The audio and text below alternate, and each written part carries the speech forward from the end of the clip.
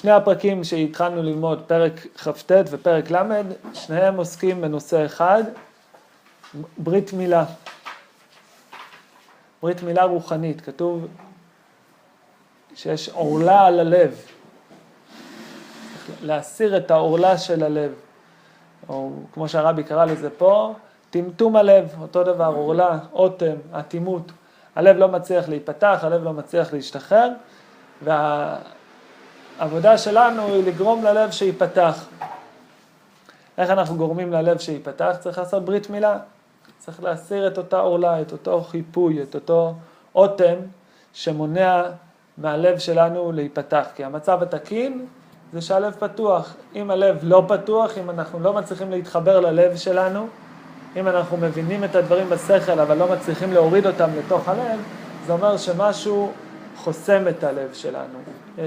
צריך לעשות שם איזשהו צנתור כדי לשחרר אותו. מסרים את העולם, ואז יש אורלי. איך עושים את זה? צריך לבטש. לתת כמה מכות. כי מי שמפריע לנו להגיע אל הלב זו הנפש הבהמית. וכדי לבטש את הנפש הבהמית חייבים להכות אותה. איך עושים את זה? אז בפרק כ"ט הרבי הסביר באריכות את הדרך של הביטושים. וגם על ידי התבוננות, או יראים עליה בכל רעש ורוגז. כל העבודה הזאת, עבודה שהיא לא שגרתית, אבל עבודה כזאת שהיא עוזרת להחזיר את הנפש הבהמית לפרופורציות שלה, ואז ממילא הנפש האלוקית יכולה להתגלות. זה היה בפרק כ"ט. בפרק ל' הרבי הוסיף עוד עצה, שזה מה שחז"ל אמרו במשנה, הווי שפל רוח בפני כל אדם. להגיע למצב כזה, שבו אני שפל בפני כל אדם. מה זה שפלות אמרנו? שפלות זו הרגשה שכל אחד הוא יותר טוב ממני.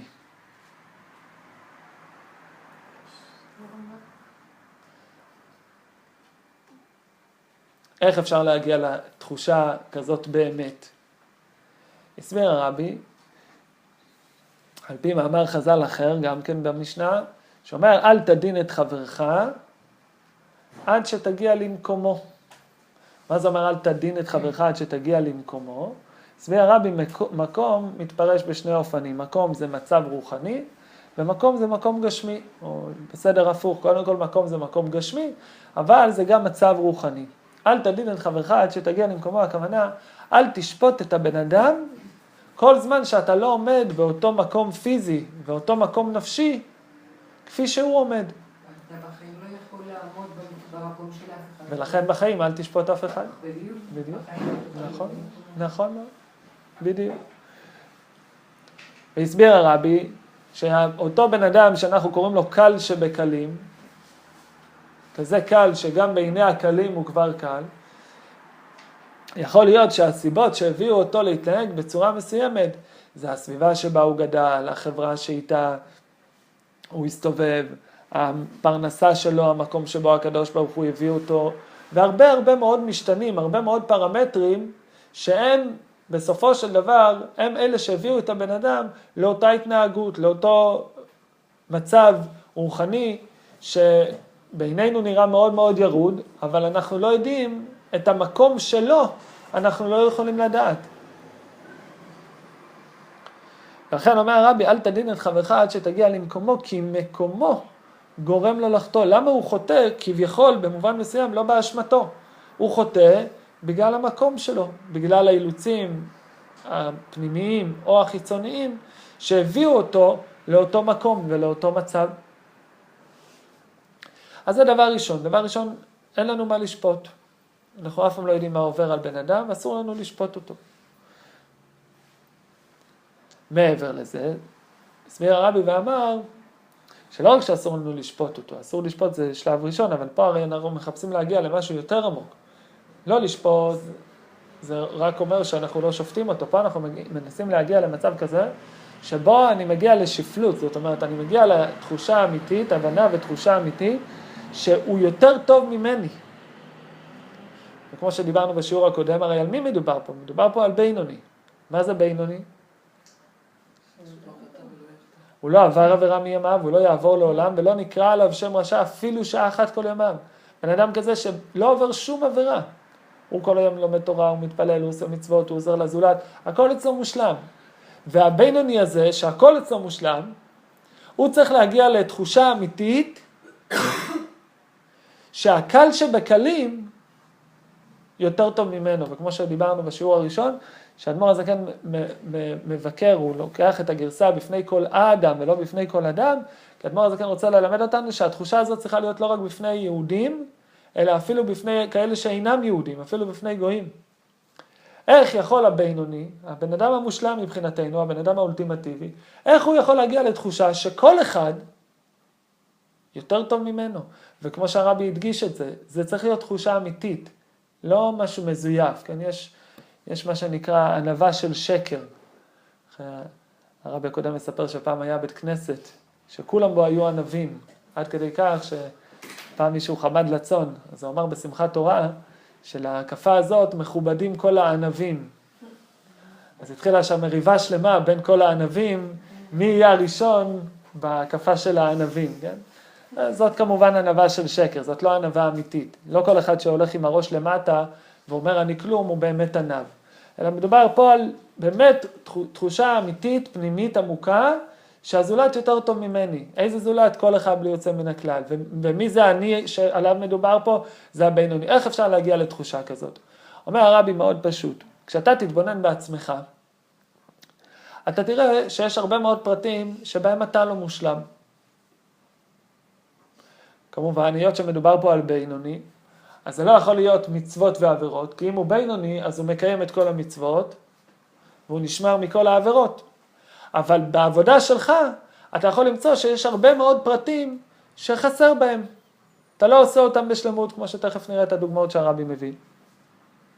וכשאתה תעריך את המאמץ שנדרש ממך, כדי להתמודד עם הניסיונות שלך, ביחס למאמץ שנדרש מהקל שבקלים כדי להתמודד עם הניסיונות שלו, אתה תראה שהמאמץ שנדרש ממך הוא הרבה פחות גדול מהמאמץ שנדרש ממנו.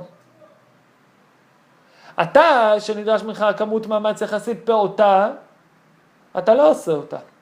והוא שנדרש ממנו, כמו שהרב אמר, זה כמו ניסיון ממש, מבחינתו זה קריאת ים סוף, זה קושי עצום לעמוד בניסיונות שלו. אז מי אתה ומה אתה, אם אנחנו מבינים שהמדד לדברים, זה לא רק מה אתה עושה ומה אתה לא עושה, זה המאמץ שאתה משקיע. אז מבחינת המאמץ, בהחלט יכול להיות שהמאמץ שהוא משקיע בשביל המעט דברים שהוא כן עושה, או מעט דברים שהוא לא עושה, המאמץ הרבה יותר גדול מהמאמץ שנדרש ממך כדי להתמודד עם אותם דברים בתוך מסגרת העבודה שלך שאתה לא מתמודד איתם. וכמו שהרבי יגיד בחלק שנלמד היום תכף, שאם ככה, אז אתה הרבה יותר גרוע. כי אתה למדת ואתה יודע ואתה נמצא במצב רוחני, את כל התירוצים שיש לו, לך אין אותם. אז אם אתה נכשל בזה, זה כבר הרבה יותר חמור.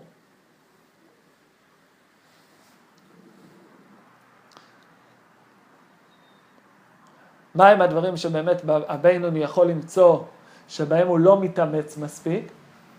אז באופן כללי הרב אמר, זה מתחלק לשני קווים. יש את הקו של סור מרע, את הקו של ועשה טוב. בוועשה טוב, הרבה יותר קל למצוא איפה גם הבינוני, המושלם, מפספס לפעמים. ולמה? כי בטוב, בקדושה, אין סוף. בטוב תמיד יש לאן להתקדם. הוא יכול לעשות עוד יותר. תמיד. הרבי, הרבה פעמים באגרות קודש, הרבי מביא את הפתגם הזה ביידיש, שהתרגום שלו זה טוב, אבל יותר טוב זה עוד יותר טוב. בטוב, שהרבי אומר, למה נרות חנוכה? תמיד מוסיפים. ביום הראשון הדלקתי נר אחד, ביום השני 2. אם אתמול הדלקתי נר אחד וזה היה בסדר, למה מחר אני צריך להדליק 2? כי מה שהיה טוב להיום, לא מספיק בשביל מחר צריך להוסיף, תמיד לעלות. בטוב אין גבול. כתוב בתהילים, ילכו מחיל אל חיל, תמיד יש להוסיף. יש הרבה פעמים אנשים, יצא שבוע שעבר, מישהו שאל אותי, אמר לי, אם לעתיד לבוא לא יהיה, כשיבוא משיח לא יהיה רע. אז זה נעמוד במקום. הרי היום הרע דוחף אותנו, כן? הרע מזיז אותנו קדימה. כשיבוא משיח לא יהיה רע. מה יקדם אותנו? הרבי מסביר שבאמת לעתיד לבוא בגאולה, זה לא יהיה מרע לטוב, זה יהיה מטוב לעוד יותר טוב, וככה תמיד עליות בלי סוף. שבקבלה יש את הלשון 50,000 יובלות, כן, יובל זה 50 שנה, 50,000, זה תהליך אינסופי של עליות, שאנחנו כל הזמן רק נעלה ונתקדם עוד ועוד ועוד. בכל מקרה לענייננו, בטוב אין גבול. והבינוני, כמו שלמדנו בפרק ט"ז, ההבדל בין עובד אלוקים ללא עבדו, זה שהלא עבדו, זה השונה פרקו, 100 פעמים. עובד אלוקים, 101. הפעם אחת הנוספת הזאת, שבה הוא משנה את הרגילות, זה מה שהופך אותו להיות עובד אלוקים. וכשהבינוני יתבונן, כמו שהרבי אמר, האם הוא מתפלל עד מיצוי הנפש, הוא באמת סוחט את הנפש שלו, מוציא מעצמו את כל הכוחות בתפילה, 3 פעמים, שחרית, מנחה, ערבית, מההתחלה ועד הסוף, או שיש לפעמים שהמחשבות שלו טיפה משוטטות, או שהוא חושב על המילים, אבל לא מספיק שקוע בהם, לא מספיק מעמיק בהם. יכול לראות שבעניין הזה של התפילה, יש לו הרבה מקום שנדרש ממנו מאמץ, והוא לא משקיע את המאמץ הזה. אותו דבר בלימוד התורה. שעה קל לי ללמוד. הוספתי עוד 5 דקות, התגברתי על עצמי. אבל זה עדיין, זה קל. בוא נראה אותך לומד, במקום שעה שזה קל לך, לומד 2 שעות. נדרש פה מאמץ. אתה משקיע את המאמץ הזה או שאתה מוותר לעצמך?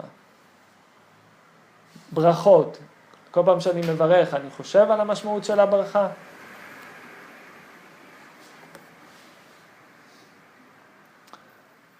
בכלל, הכוונה במצוות עצמם, כשאנחנו מקיימים מצווה, צריך להתכוון, צריך לחשוב מה אני הולך לעשות, לשם מי אני הולך לעשות, כל הפרטים האלה. אז כשהבינוני, מצד עצמו, יש לו איזושהי תחושה במרכאות של זלזול כלפי בן אדם אחר. והרבי, כשהוא יתבונן בזה שמבחינת המאמץ שנדרש מאותו קל שבקלים, נדרש מאמץ אדירים, מאמץ עצום, כמו ניסיון ממש. וממנו, כדי להתקדם בעבודת השם, נדרש מאמץ הרבה יותר פשוט. והוא את המאמץ הזה הוא לא משקיע. אז הוא לא יותר טוב מהקל שבקלים.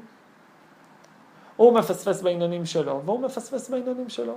כל אחד במגרש שלו, כל אחד בהתמודדויות שלו.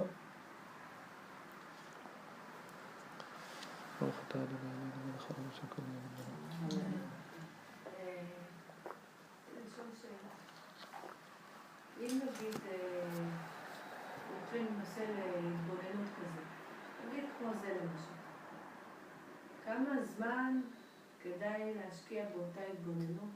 להגיד, להתבוננות רק בנושא הזה. כמה זמן כדאי להשקיע בו מבחינת תקופה? עד שמרגישים שהלב נפתח. עד שזה ייכנס, אותו עניין. הרבי כותב... יש בזה עניין של 40 או שזה לא קשור? הרבי כותב במקום אחר, כל אחד לפי האופי שלו. יש אחד שהדברים פועלים, אפילו גם בשולחן ערוך זה כתוב, שיש כאלה שיוויתי השם לנגדי תמיד, כתוב בשולחן ערוך, שיש כאלה שהם רק חושבים על זה, שהם נמצאים לפני הקדוש ברוך הוא, ומיד תיפול עליהם אימה. ישר זה פועל עליהם. ויש כאלה שצריכים עוד פעם ועוד פעם ועוד פעם.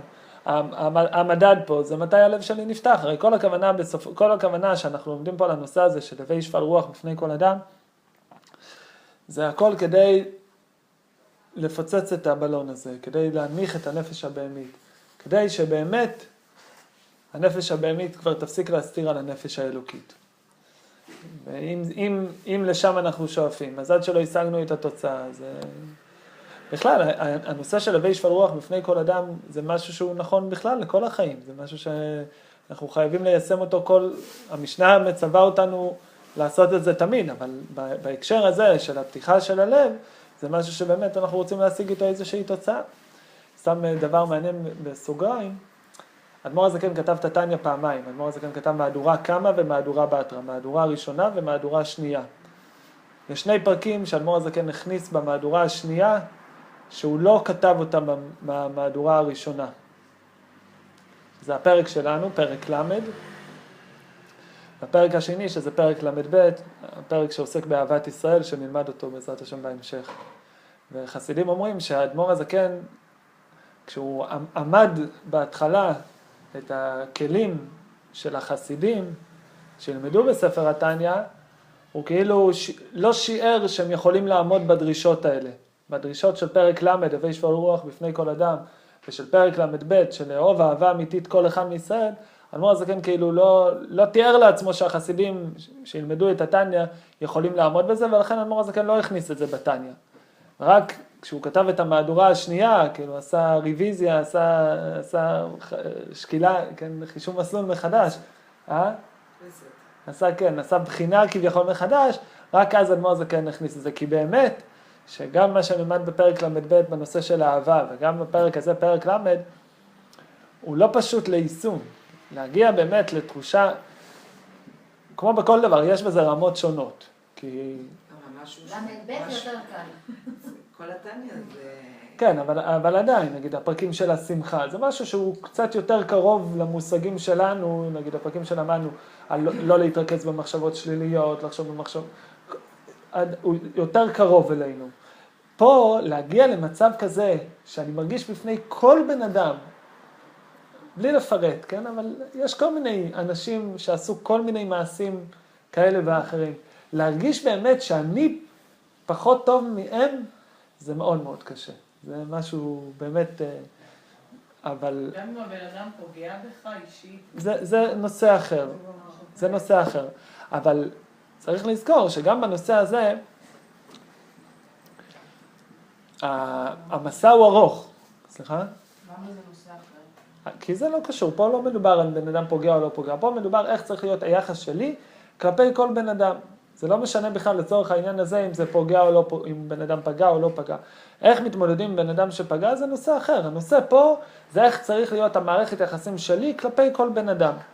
עכשיו, כמו בכל נושא, המסע הוא ארוך.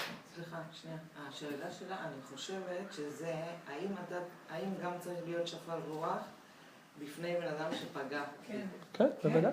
זה לא קשור. זה שהוא פגע, זה נושא בפני עצמו, גם על זה האדמו"ר הזקן מדבר, זה שהוא פגע, זה בעצם לא הוא פגע, זה כן הסיפור סליחה, אני יודעת ממך, להבין ההסבר שלך קודם, שגם כלפי בן אדם שבא ופגע בי, גם כלפיו אני עוד לא יודעת כמה מאמץ הוא עושה כדי לא לפגוע בי. נכון. יותר, לא. נכון. או מה הביא אותו לזה שהוא פגע בי. גם משהו הביא אותו, אי אפשר להבין באיזה מקום הוא נמצא בכדי שהוא יגיד בצורה כזאת. נכון. לכן, השאלה שלה, מבחינתי התשובה הפשוטה שלי זה שכן, גם כלפי אדם שפוגע בנו. נכון. עדיין צריך לחשוב שאנחנו מתחתיו, ויכול להיות שאם היינו במצב שלו, אנחנו פוגעים יותר. בהחלט. זה רק מלכים ככה חושבים. אולי אחרי מה אני תחשוב ככה? אבל באותו רגע תיתן לו בומבה, מה? תלוי, אם היא למדה תניא, ואם היא למדה תניא, אז לא. גם בטניה, אבל כאילו צריך למורים גם נורא מיוחד. למדנו כשדוד המלך ברח מהבן שלו, מאבשלום, הכל עניין של עבודה, זה לא... יצא אליו שמעי בן גרה וקילל אותו. קיללני קללה נמרצת. קילל אותו, פתח עליו פה בצורה מאוד מאוד לא יפה. ואז אני חושב שזה היה אבנר, שהוא רצה לפגוע בו, אז מה אמר לו דוד המלך? אמר לו תניח לו, כי השם אמר לו כלל. השם אמר לשמעי בן גרה לקלל. איפה השם אמר לשמעי בן גרה? השם התגלה לשמעי בן גרה ואמר לו לך תקלל לדוד המלך? אלא מה? דוד המלך ידע שמה ששמעי עושה הוא לא עושה מעצמו. הרי בתוכו יש כוח אלוקי, והכוח האלוקי הזה הוא זה שמקלל אותו. זאת אומרת שדוד את הכללה צריך לקבל. אבל אחר כך הוא... זה לא סתירה. שמי נענש על זה שהוא בחר להיות זה שמיישם את השליחות האלוקית. לכן הוא נענש על זה. ודוד בצוואה שלו לשלמה הוא סוגר איתו את החשבון. אבל דוד מצד עצמו הוא יודע שהוא צריך לקבל את זה. אז כשבן אדם פוגע בי, אז אני צריך לדעת שאותה מילה שבן אדם אמר לי, פתח את החלון בכביש וקילל אותי או לא משנה מה, אני את זה הייתי צריך לשמוע. זה קשה, אבל זאת המציאות. זה ככה, אז למה להחזיר חס ושלום להחזיר לו. לא, זה המלך. שוב, דוד מצד זה, לא, דוד מצד זה שהוא מלך, יש לו תפקיד. בן אדם בעצם אמור לו לא להגיד. ודאי שלא. ודאי שלא. זה מה שכתוב, שהנעלבים אינם מולווים, שומעים חרפתם ואינם משיבים, עליהם הכתוב אומר, ואוהביו כצאת השמש בגבורתו. כן, להיות... אני חושבת שדוגמה מאוד יפה זה, למשל, פעם שמעתי, נגיד, יש כלב, וזורקים עליו אבן, וכלב מתנפל על האבן, כאילו האבן, במקום שיסתכל מי זרק את האבן. בהחלט. למה הוא דחה אבל את האישה שלו? אני לא יודע.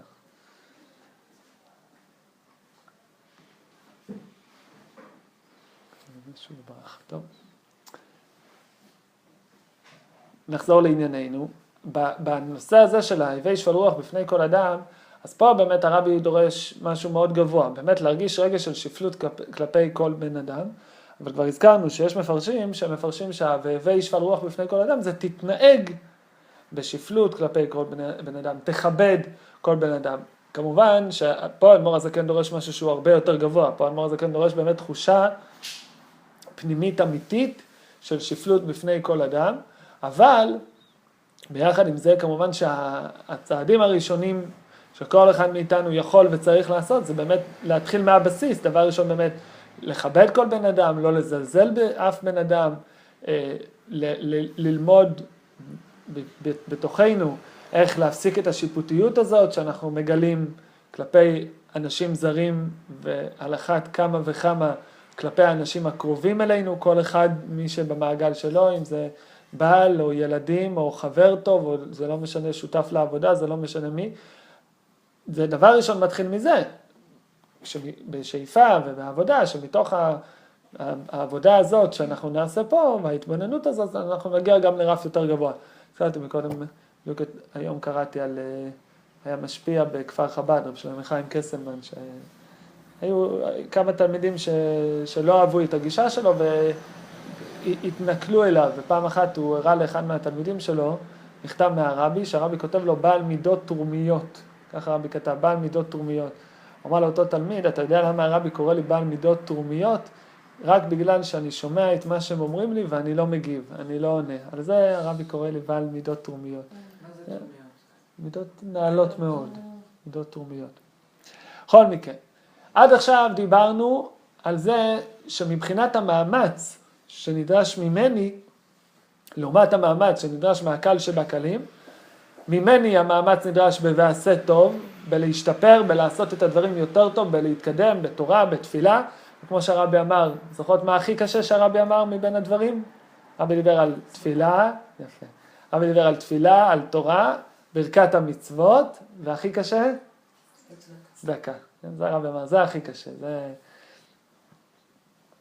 שם הכי קשה לנו לצאת מעצמנו, דיברנו על זה בשיעור הקודם, ושם הבינוני יכול למצוא האם הוא באמת מתאמץ, או שהוא מוותר לעצמו, או שהוא עושה לעצמו הנחות. עד עכשיו זה הכל היה במחלקה של ועשה טוב. עכשיו הרב עובר לדבר גם על אסור מרע. מה זה אסור מרע? אצל הבינוני יש רע? כן. יש בו רע? לא פעיל. איזה רע יש אצל הבינוני? שהוא לא מתאמץ לעשות טוב יותר. חולשות. זה ועשה טוב. אני מדבר על אסור מרע. לעשות רע בינוני? יכול לעשות רע. אני יכול, אבל הוא עושה. לא, לא עושה. מתמודד, הוא... אז איפה הבינוני? איפה הבינוני? שבינוני שופט הוא כבר עושה רע. הרע אצלו לא. בהתרדמה, נו. זה לא מדויק. הרע זה שהוא נשאר באותו סטטוס. זה אומר שהוא לא מתקדם, זה שייך ל"ועשה טוב". השאלה איפה באסור מרע, שהוא נתקל בחיים שלו, שהוא רואה בדרך וכאלה אולי, לא? אז הרבי מביא דוגמאות לסור מרע שזה לא עבירות, כי עבירה אין אצל הבינוני, אבל גם אצל הבינוני יש לפעמים פספוסים קלים, לא בתחום של העבירות. לקדש עצמך? לדוגמה, יפה, דוגמה מצוינת שהרבי מביא, נכון? תכף הרבי יביא עוד שורה של דוגמאות, דברים כאלה, קדש עצמך, תכף נדבר על זה. דברים כאלה שגם בהם יכול להיות איזה שהם פספוסים. כגון, אומר הרבי, להפסיק באמצע שיחה נאה. יש עכשיו איזה שיחה נעימה, שיחה טובה. רכילות זה כבר לשון הרע, זה כבר סתם מדברים, לא יודע, על פוליטיקה, לא יודע על מה. משהו כמה קשה, יש לי איזה סיפור טוב, לא רע, לא רכילות, לא לשון הרע, לא כלום. יש סתם איזה סיפור טוב ששמעתי. אומר לי, הקצה הלשון מדגדג לי, אני רק רוצה לשחרר אותו, להוציא אותו החוצה. כמה מאמץ אני צריך כדי לסתום את הפה? אתם יודעים, יש פתגם שאומר... אם זה לא לשון הרע, זה מאוד קל לסתום את הפה. יש פתגם שאומר... זה אנשים יש להם חשק לספר, שיש לך פתיקנטי. כשעם ישראל יצאו ממצרים, הכלבים שתקו, נכון? לא יחרץ כלב לשונו. וזה עושים מהראש שלהם. את מה? מתחילים. מהראש של מי? לא מהראש. לא, לא, לא. מה קיבלו הכלבים במתנה? עצם של נבלה, הנבלה. כל הנבלה. אם יש לנו בשר טרפה, בשר לא כשר, מה עושים איתו? לכלב תשליכון אותו, נותנים אותו לכלבים. כשעם ישראל היו במצרים, מה עשו הצפרדעים? נכנסו לכל מקום, אפילו לתנורים. איזה פרס, איזה שכר הם קיבלו? אוכלים אותם. לא קיבלו כלום. למה הכלבים שלא פתחו את הפה קיבלו שכר? והצפרדעים, כי לסתום את הפה יותר קשה מלהיכנס לתנורים. נכון? ככה אומרים. אבל על מה הכלב קיבל גם עונש שקושרים אותו? אני לא יודע. הוא קשור, כן. וגם את זה... אז דוגמה אחת זה להפסיק באמצע שיחה נאה. דבר נוסף, מה זה? לא, היא אמרה לכלב הקשור, למה? אז אמרתי שיש כל מיני אגדות שמסתובבות. העליתי תמונה לפייסבוק שתפסתי גמל שלמה. אז אנשים הסבירו לי למה קוראים לו גמל שלמה, כי שלמה המלך קילל את הגמל והפך אותו ליצור קטן. או, דוגמה נוספת, אומר רבי, סיפור בגנות חברו. משהו שלילי על מישהו אחר, ואפילו גנאי קטן וקל מאוד. מה זה דוגמה לגנאי קטן וקל מאוד? מביא הרבי סיפור מהגמרא. הגמרא מספרת שפעם רבי יהודה הנשיא, ראה גט שהיה גט קשור. היו לוקחים את הגט, מקפלים אותו, חותמים, עוד פעם מקפלים ועוד פעם חותמים. ורבי פתח את הגט הזה, והוא ראה שאין בו תאריך. והוא הסתכל על הבן שלו, רבי שמעון, הסתכל עליו בזלזול, מבט מזלזל. כי רבי לא אהב גט כזה, גט קשור, הוא לא אהב את זה. רבי שמעון הרגיש שאבא שלו מקפיד עליו, אבא שלו לא מרוצה ממנו. אומר רבי שמעון לאביו, לאו ענה כתבי, לא אני כתבתי את הגט הזה, אלא יהודה חייטה כתבי, כתב את זה המורה אחר. אבא שלו, רבי יהודה הנשיא, אמר לו, קלח מלשון הרע, תתרחק, תפסיק לדבר לשון הרע. מה קורה פה? שימו לב, על מה מדובר פה? מדובר פה, קודם כל, זה לא דבר אסור, לא אסור, אין איסור לעשות גט קשור. זה לא, רבי לא אהב את זה, זה לא, מבחינת רבי זה לא היה גט מושלם, לא היה פה איזה בעיה מהותית. מעבר לזה, זה רבי שמעון שרוצה לנקות את עצמו. כלפי מי הוא רוצה לנקות את עצמו? אבא שלו. זאת אומרת, בעצם יש פה גם איזשהו, במובן מסוים, כיבוד הורים. לרצות אותו. אם אבא שלו חושב שהוא כתב את הגט הזה, אז הוא מאוכזב. הבן לא רוצה לאכזב את אבא שלו. זאת אומרת, יש פה את כל הסיבות שזה הכל בסדר. הוא לא נקב בשם, הוא אמר יהודי. לא, הוא אמר יהודה חייטה, זה השם של מישהו אחר. וזה בדיוק מה שאבא שלו אומר לו. אבא שלו אומר לו, אתה היית צריך להגיד, לא אני כתבתי את זה. בשביל מה להגיד מי כתב את זה? למרות שכשאתה אומר לא אני כתבתי אלא מישהו אחר, אז כשאתה אומר לא אני כתבתי, אתה כאילו סתם משתמש. כשאתה אומר בן אדם אחר כתב, אז זה הרבה יותר אמין. ולמרות שיש פה את כל הסיבות להקל, בכל זאת, אומר רבי יהודה, קלח מלשון הרע. זאת היא דוגמה, איך גם אצל בינוני, שהוא מבחינת עבירות הוא מושלם, אין אצלו, עבירות אין אצלו. לשון הרע, ללכת לספר משהו שלילי על מישהו, לא קיים אצלו. אבל הנה פה, יש פה משהו שהוא עדין מאוד, הוא דק מאוד, ובכל זאת, גם הבינוני יכול למצוא איך בסוג דברים כזה גם הוא נכשל.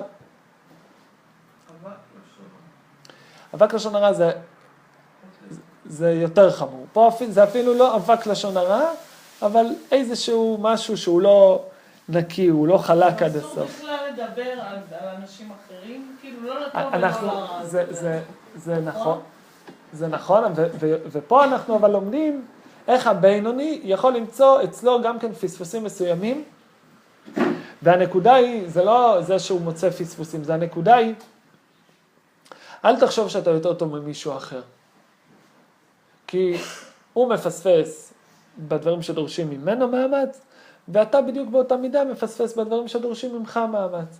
והרבי ימשיך ויגיד בסוף, שכשהבינוני מפספס זה הרבה יותר חמור מאשר שההוא קל שבקלים מפספס. יש לי שאלה, הבינוני הגיע לדרגה הזאת אחרי כל כך הרבה עבודה עצמית ואישית. הוא נמצא בכלל במקום של לשפוט אנשים, במקום של לדון אותם? כן, כן, כי אמרנו, הבינוני עדיין על המהות הפנימית שלו, הוא לא שינה אותה. לכן אנחנו מדברים על זה שאצל הבינוני יש עדיין טמטום הלב. אז זה גם יכול להיות משהו, כל פעם שהוא לא דן אדם לכף זכות, זה גם סוג של משהו רע. ואומר הרבי, כאלה דוגמאות, כמו הדוגמה הזאת, אפשר למצוא הרבה דוגמאות כאלה של פספוסים קלים, שדורשים מאמץ גדול, והבן אדם לא עומד בזה. ואומר הרבי, בפרט, איפה הדבר שבו הבינוני יכול למצוא הכי הרבה, שהוא לא משקיע הרבה מאמץ, זה מה שרינה אמרה, זה עניין של קדש עצמך במותר לך. דיברנו כבר על זה באחד מהשיעורים באריכות, שכתוב, והתקדישתם, והייתם קדושים, כי קדוש אני השם מקדישכם. התורה מצווה אותנו להיות קדושים. מה זה להיות קדושים? מה משמעות המילה קדוש? פרוש, נכון, מובדל. כתוב על הנזיר, קדוש יהיה, גדל פרע שיער ראשו. הנזיר הוא פרוש, הוא מתבדל. קדוש זה מובדל. התורה מצווה אותנו והתקדישתם, תהיו קדושים. מסביר הרמב"ן על התורה, אומר מה זה והתקדישתם, מה המשמעות של הציווי הזה?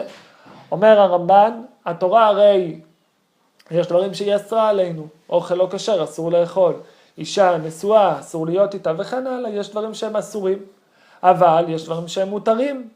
אומר הרמב"ן, אם כך, בן אדם יכול להיות נבל ברשות התורה. אוכל מותר, אז הוא כל היום אוכל, אישה מותרת, הוא כל היום נמצא וכן הלאה.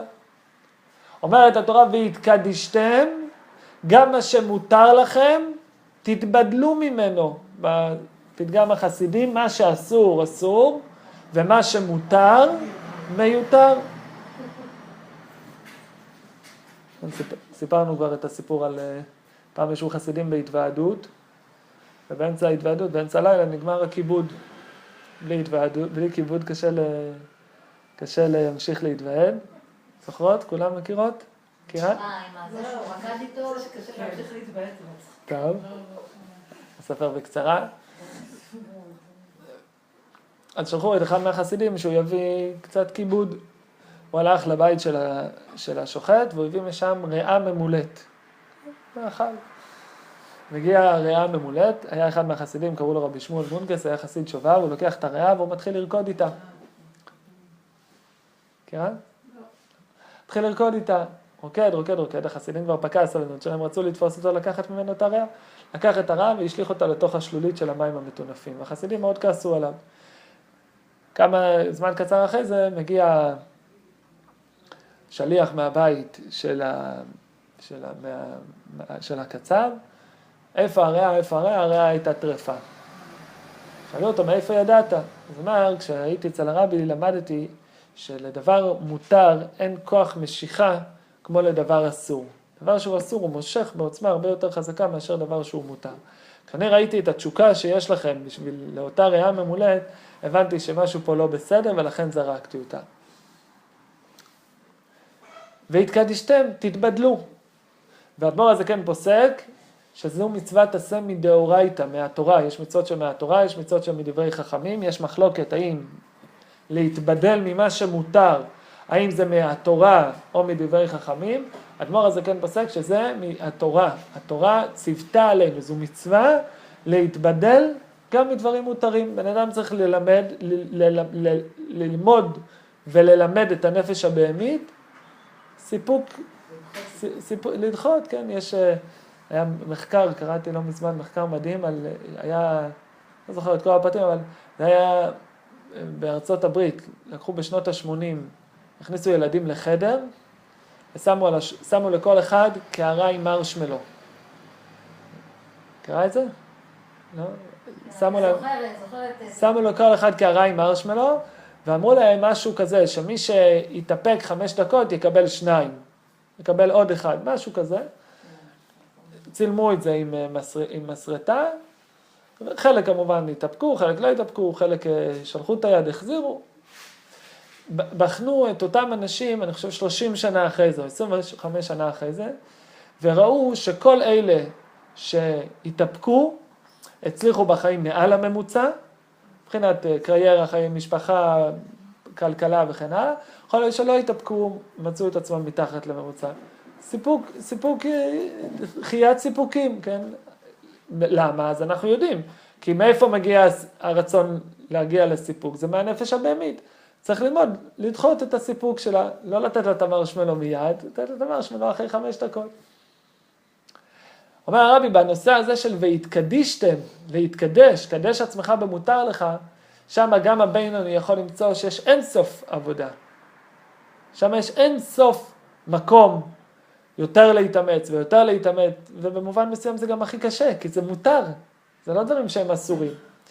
ושם הבינוני יכול למצוא איך הוא לא משקיע את המאמץ הנדרש ממנו באותה עוצמה, שהקל שבקלים צריך להשקיע את המאמץ שנדרש ממנו. אז אלה דוגמאות של סור מרע שהרבי מביא לזה שאצל הבינוני גם הוא יכול למצוא מקומות שבהם הוא מפספס. ואז מסיים הרבי את כל החשבון הארוך הזה שאנחנו לומדים. אומר הרבי, אם שאתה בינוני, ואתה במדרגה כל כך גבוהה, ואתה מפספס, אתה לא משקיע את המאמץ, זה הרבה יותר חמור מאשר הפספוס של הקל שבקלים. יש את הדוגמה שמביאים על זה שכשבן אדם יש לו סבאי, יש לו סרבל, ונפל לו על הסרבל עבודה שלו, נפלה טיפה של טחינה. ביג דיל? לא. נורא? לא נורא, טיפה של טחינה. אבל בן אדם יש לו חולצה לבנה, ברק אובמה נפל טיפה של סחוג על החולצה שלו, איך זה נראה? זה בולט. אצל הקל שבקלים, אז גם אם הוא פספס, בסדר, הוא לא למד, הוא לא יודע, הוא לא מכיר את המעלה של המצוות, הוא לא מבין את החומרה של העבירות, אז קרה והוא נפל. לכן חז"ל אמרו, שאצל עמי הארץ, זדונות נעשו להם כשגגות. זדון זה מה שהם עושים במזיד. נעשה להם כשגגות, נחשב כאילו הם עשו את זה בשוגג. למה? כי אצל עם הארץ אין מזיד. הוא לא באמת יודע כמה המעשה הוא חמור כדי שהוא ייזהר ממנו. אז זה נחשב לו כשגגה, נחשב שהוא עשה את זה מחוסר ידיעה. מה שהרב אומר שבדור שלנו אין מזיד. גם מי שחוטא הוא תינוק שנשבע. הוא לא יודע. איך אפשר להגיד הוא לא יודע? יש אנשים שיודעים. הם לא באמת יודעים. הם לא באמת יודעים. אז אצל העם הארץ, הזדונות נעשו לו כשגגות. אצל התלמיד חכם כתוב בדיוק הפוך. השגגות נעשו כזדונות. התלמיד חכם לא יכול להגיד אני לא ידעתי, אתה תלמיד חכם. אין כזה דבר לא ידעתי. אם אתה, תלמיד חכם מפספס, זה הרבה יותר חמור. יותר מזה, חסידות מוסבר בעומק יותר, שאצל הבינוני, שעובד את הקדוש ברוך הוא, לומד תורה, מקיים מצוות, מתפלל, הוא עושה את הכל כמו שצריך. ואם אנחנו משווים אותו לעומת הקל שבקלים, ואנחנו מודדים, כמו שאמרנו, חסידות לא מסתכלת ברובד החיצוני, אלא מסתכלת ברובד הפנימי. אנחנו מודדים את הדברים לא מבחינת העשייה, מה הוא עושה ומה הוא לא עושה, אלא אם אנחנו נמדוד את הדברים מבחינת הביטול. איפה נראה ביטול יותר עמוק? אצל התלמיד חכם, אצל הבינוני או אצל הקל שבקלים? אצל הקל שבקלים. למה? כי הוא לא מרגיש... זוכרות את הסיפור שסיפרנו על רבי דוד מיללוב, שיעור שעבר? ספר אותו שוב. רבי דוד מיללוב פעם סיפר שהוא עמד באמצע הדרך, והוא למד מה זה יראת שמיים. ממי הוא למד מה זה יראת שמיים? אז הוא סיפר שהוא ראה בן שעומד עם גרזן, מניף אותו מעל הראש של אבא שלו, אומר, ריבונו של עולם, אם לא שאסרת בתורה, אני הייתי מוריד עכשיו את הגרזן על הראש של אבא שלי. רבי דוד מיללוב אמר, בזה אני למדתי מה זה יראת שמיים אמיתית. אז בואו נתבונן רגע. אצל הבינוני, שהוא לומד תורה ומתפלל, מקיים את המצוות, הוא מושלם, הכל בסדר. יכול להיות שהמניע שלו לכל עבודת השם, יכול להיות, הוא הרצון האישי שלו. הוא מבין שככה צריך לעשות, הוא נהנה מזה, הוא לא מכיר דרך אחרת, או כל מיני דברים אחרים שמביאים אותו כדי להתנהג באותו אופן עבודה שבו הוא מתנהג. אבל אצל אותו קל שבקלים, שעומד עם הגרזן על הראש של אבא שלו ולא מוריד את הגרזן, כמה ביטול הקדוש ברוך הוא צריך כדי להצליח לשלוט בעצמו? אז איפה הביטול הקדוש ברוך הוא יותר עמוק? אצל הקל שבקלים הרבה יותר במובן הזה מאשר אצל הבינוני. כי הוא מותר לו והוא רוצה כביכול במסורת. כל הנפש הבהמית שלו עכשיו כולה באטרף, הוא רק משתגע לעשות את אותו מעשה, לא משנה מה שלא יהיה. ורק בשביל השם, אין לו שום מקום אישי בעניין הזה. אצל הבינוני יכול להיות שחלק גדול מהדברים שהוא עושה, כי זה בא ממנו, מצד המציאות שלו. וכל זה כדי להביא אותנו למסקנה שאנחנו לא יותר טובים מאף אחד. ולא רק שאנחנו לא יותר טובים מאף אחד, אלא שכל אחד יותר טוב ממני. ולכן זה צריך להביא אותי להרגישה אמיתית של הווי שפל רוח בפני כל אדם. וכשאני באמת אתנהג בשפלות בפני כל אדם, אז אני לא אתן לנפש הבהמית להתנפח, אלא אני אחזיר אותה לפרופורציה האמיתית שלה.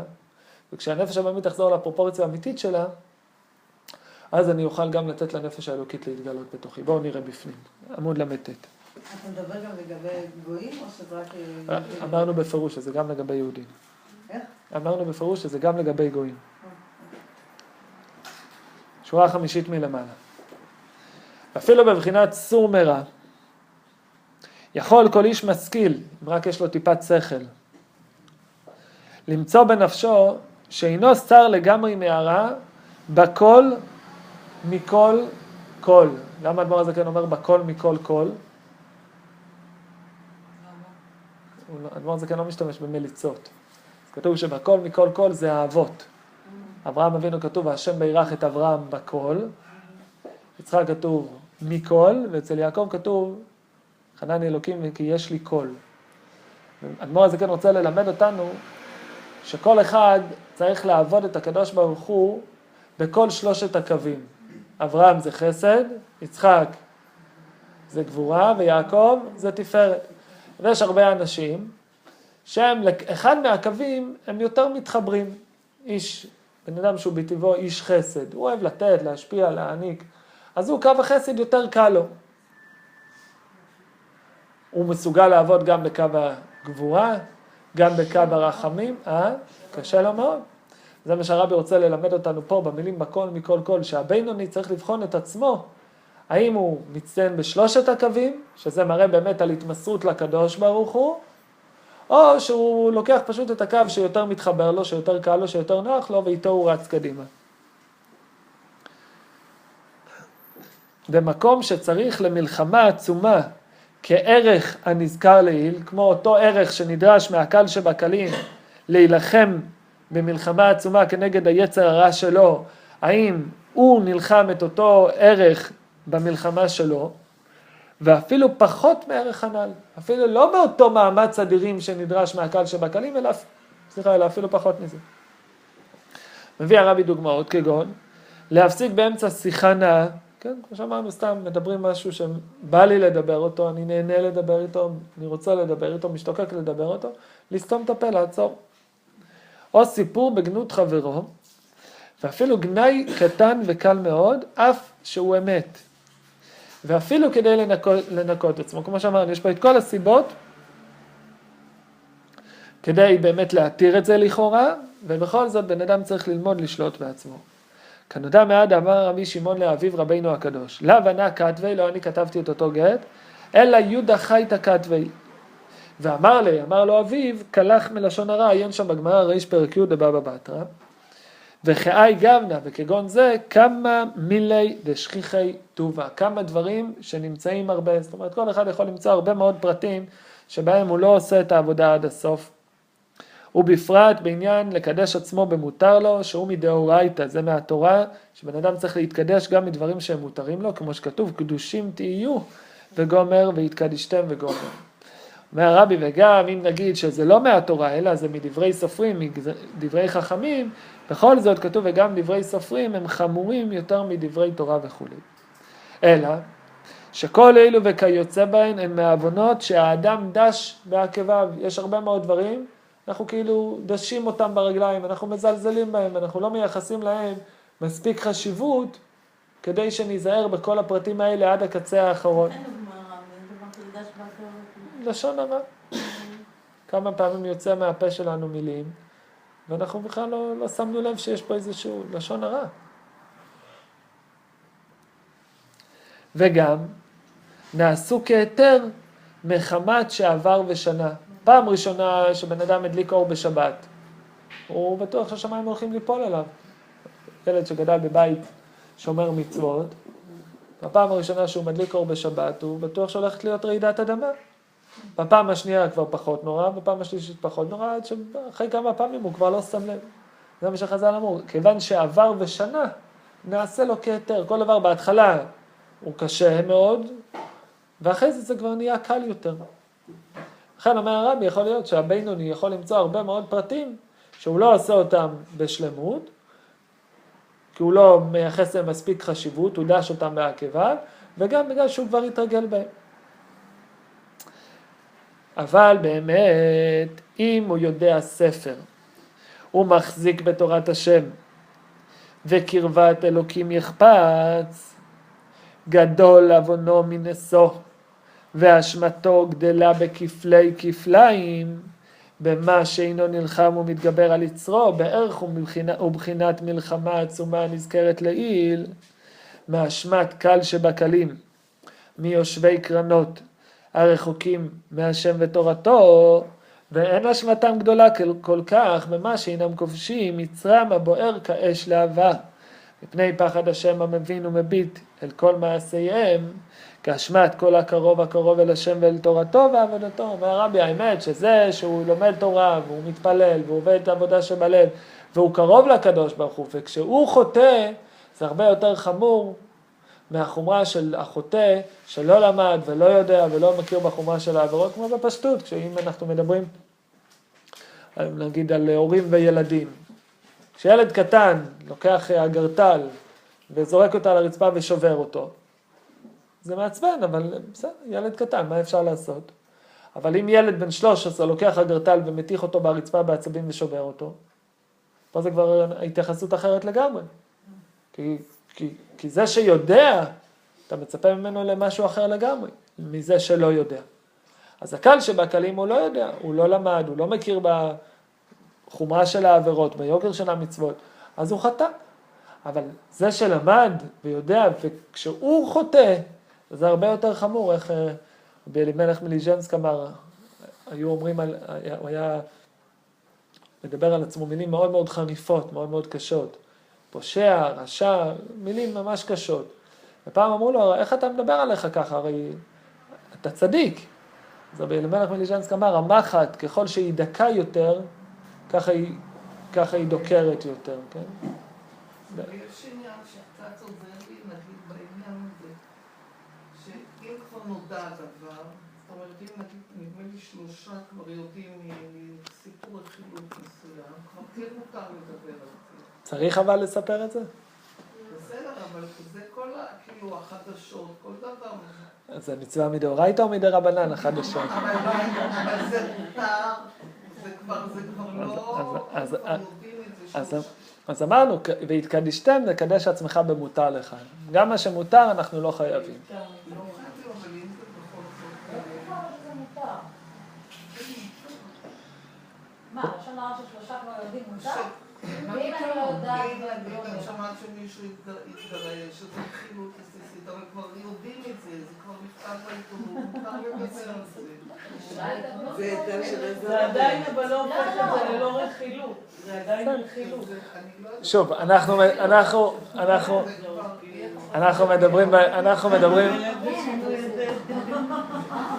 אנחנו מדברים על זה שיש מושג כזה. אנחנו מדברים על זה, אבל שגם הדברים האלה שמצד הדין ייתכן שמצד הדין הם מותרים, גם מהם צריך להיזהר.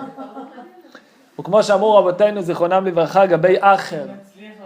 מי היה אחר? אלישע בן אבויה. אלישע בן אבויה היה תלמיד חכם גדול, וסיבות שונות הביאו אותו לזה שהוא ירד מהדרך. מסופר שהוא שמע בת קול, יוצאת מאחורי הפרגוד ואומרת, שובו בנים שובבים, חוץ מאחר, חוץ מאלישע בן אבויה. כולם יכולים לעשות תשובה, חוץ מאלישע בן אבויה. למה כל כך אמור אלישע בן אבויה? שידע בכבודי ומרד בי. זה לא סתם מישהו שמרד בקדוש ברוך הוא. אחר, שידע בכבודו של הקדוש ברוך הוא, תלמיד חכם במדרגה מאוד מאוד גבוהה, כן? מסופר שרבי מאיר, התלמיד שלו, היה הולך אחריו בשבת. אלישע בן אבויה היה רוכב על החמור, רבי מאיר היה הולך אחריו ושומע ממנו דברי תורה, עד שהם היו מגיעים לתחום שבת והיה עוצר. זה מה שרבי מאיר אמר, תוכו, אל תסתכל בקנקן, אלא במה שיש בו. רבי מאיר כתוב, תוכו אכל וקליפתו זרק. וזה הרבי אומר, זה רק רבי מאיר יכל לעשות. לא כל אחד יכול להגיד, אני לומד מכל אחד, אני יודע לעשות את ההבחנה הזאת. רבי מאיר ידע לעשות את ההבחנה הזאת. מה כל כך אמור אצל האחר? שידע בכבודי ומרד בי. זה כבר משהו אחר, זה כבר הרבה יותר חמור. זה אומר הרבי, אצל הבינוני, שהוא יודע, מכיר כביכול את הקדוש ברוך הוא, אם אצלו יש פספוסים, אפילו פספוסים קלים, זה הרבה יותר חמור מהפספוסים הגסים של הקל שבקלים. אז אל תתנפח על אף אחד. ולכן אמרו רבותינו מזיכרונם לברכה, על עמי הארץ שזדונות נעשו להם כשגגות. גם העבירות שהם כביכול עושים במזיד, זה נחשב להם כשגגות, כי הם לא באמת מתכוונים לזה. למעט זאת אצל תלמיד חכם כתוב ששגיגת תלמוד עולה זדון, כי אצלו אין באמת חיסרון ידיעה. וכל זה כדי להביא אותנו למידה הזאת של הווי שפל רוח בפני כל אדם. בפרק הבא, פרק א', הרבי יעשה לנו את ההבחנה בין שמחת הנפש לעצבון הגוף. כי לכאורה, כמו שכבר שאלו בשיעורים הקודמים כמה פעמים, כשבן אדם מתבונן בכל זה, הוא יכול להיכנס לדיכאון. כל הדברים שלמדנו, כ"ט ולמד, זה לא דברים שמרימים את הנפש, לכאורה אלה דברים שמורידים את הנפש. בפרק ל"א הרבי יעשה את ההבחנה בין שמחת הנפש לבין עצבון הגוף, פרק ל"ב נלמד על אהבת ישראל, פרק ל"ג נלמד, ל"ד נמשיך לעסוק בנושא של השמחה, ואז בזה אנחנו נסיים בעצם עוד חלק בתניא, החלק הזה שעוסק בנושא של עצות בעבודת השם, והחלק הבא זה כבר קשור לתכלית.